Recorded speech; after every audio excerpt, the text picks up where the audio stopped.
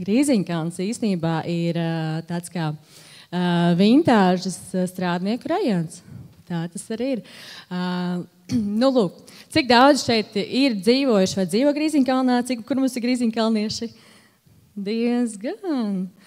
Lūk, tā kā šodien es ātri, man ir 3 minūtes laika, es izskriešu cauri šeit 1 gada turbulencei, ko mēs esam izdarījuši Grīziņkalnā. Tātad pirms gada Grīziņkalns tika pie apkaimes biedrības. Es esmu viena no tiem, kas pagājušā gada vasarā sāka to procesu virzīt, un šobrīd mums ir 131 biedrs. Un es ātri parādīšu, ko mēs darām. Mēs taisām dažādas pasākumus. Mums ir aprits ekonomikas pasākumi, mantu maiņa, pašiem sava Grīziņkalna futbola komanda. Šovasar bija pirmie Grīziņkalna apkaimes svētki, tāda nekad nebija notikuši. Mums bija kino vakars parkā, un uz Strādnieku galvenās ielas, uz Vārnielas bija apkaimes svētki. Nu, lūk, tas, par ko es gribu šodien vairāk ātri izstāstīt, ir par mūsu slaveno Tallinas ielu. Un Tallinas iela sākās īstenībā šis stāsts no traktora. Tātad Rīgas doma nolēma, tātad RVC, tātad Vēsturiskais centrs un AZ, kas esam mēs, aizsardzības zona, tātad tīrīt ietves pati pašvaldība. Nu, lūk, un uz Tallinas ielas, kas man ir nākošies latā, jā, uz Tallinas ielas no 94. gada vismaz uz ietvēm atrodas autostāvvietas. Šajā laikā man bija 5 gadi, tā es, protams, nedzīvoju. 2003. gads joprojām uz ietvēm ir autostāvvietas. Viss ir kārtībā, reku sniega čupiņi stāv. Pagājušais gads, tad 2022.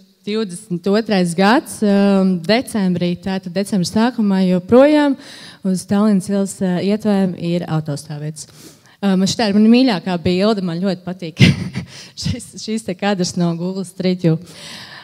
Lūk, par Tallinas ielu, kāpēc?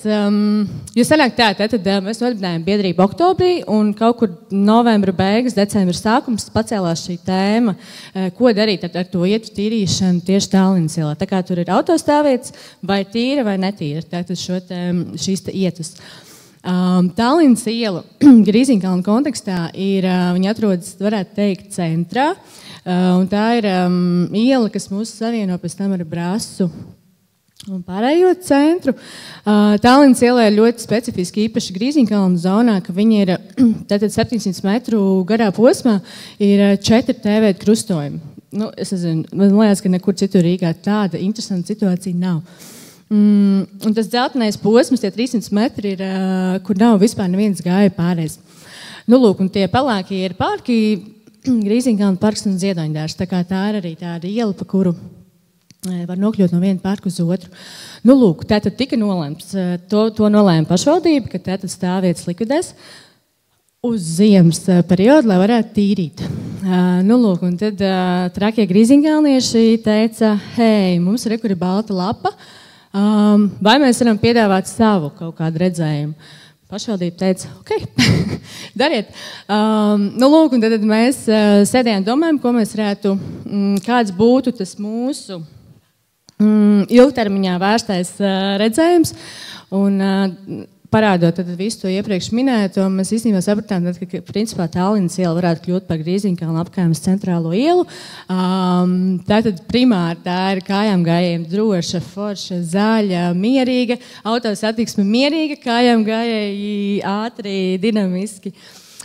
Lūk, tā ir tā prizma, caur kuru mēs redzējām, kā sākt pamazām veidot Tallinas ielu. Bija vairāki varianti, ko darīt ar tām autostāvvietām. Vai likt velojoslas vai nelikt velojoslas.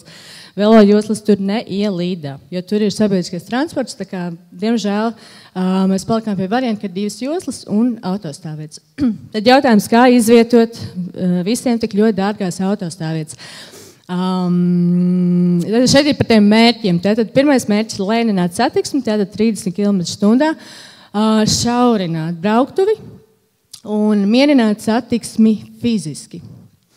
Tad mēs paši, es varu tikai pačukstēt, ka es pat esmu arhitekts, līdz ar to mums ir arī biedrībā ir vairāki cilvēki, kas gadiem ilgi jau interesējas par pilsētvidu, par satiksmi, līdz ar to tas kombo bija ļoti labs.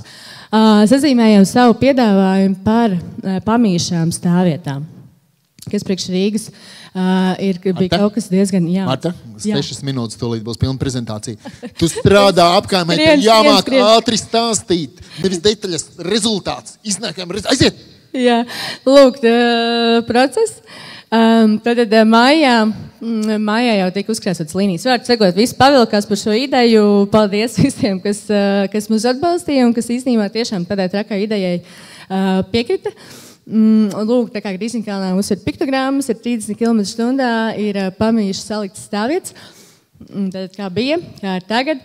Kā būs nākotnē, tas ir tas, kā mēs redzam. Tātad koka gruntī, bez aligātoru, zaļš, bišķi labāk nekā iepriekš. Lūk, un šitā ir bilde no vakardienas. Mums ir atvestas ļoti daudz